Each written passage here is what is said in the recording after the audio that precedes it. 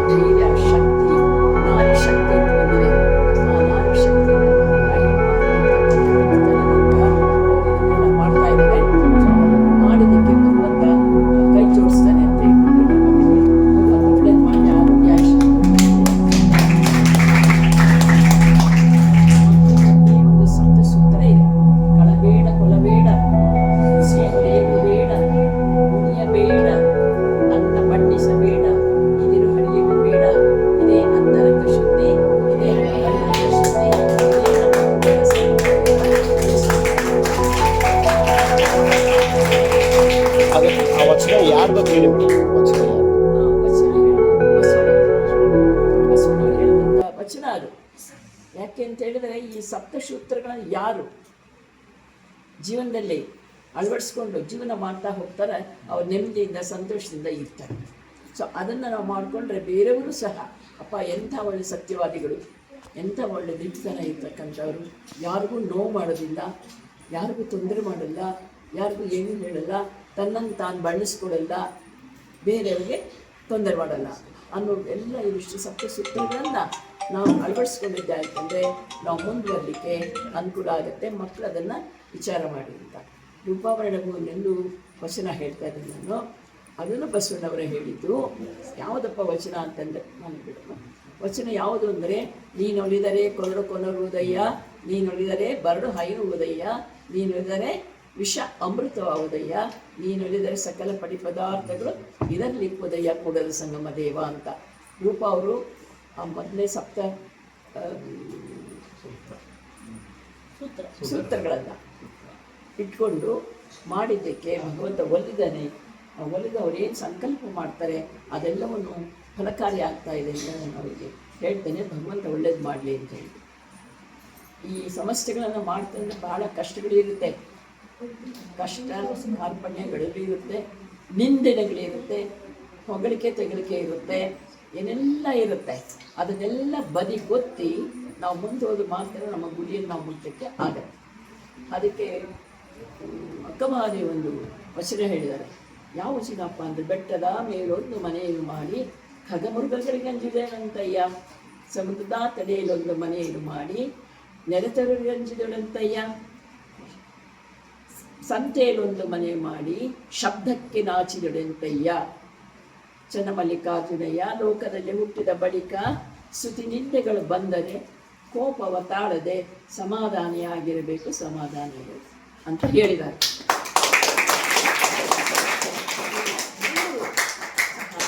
ಯಾರು ಸಮಾಜ ಸೇವೆ ಮಾಡ್ತಾರೆ ಅವ್ರಿಗೆಲ್ಲ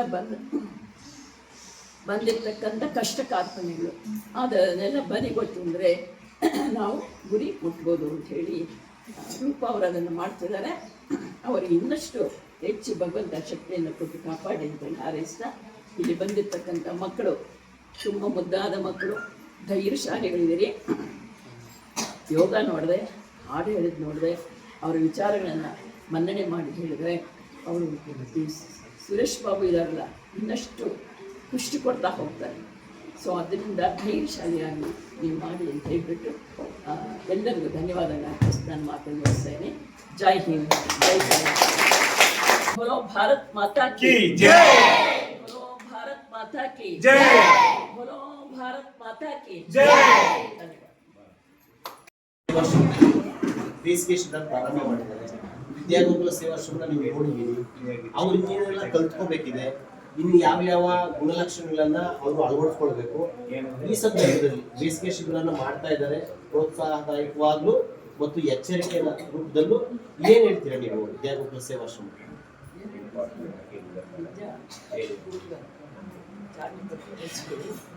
ತುಂಬ ಒಳ್ಳೆ ಕೆಲಸ ಎಲ್ಲ ರಂಗದಲ್ಲೂ ಸಹ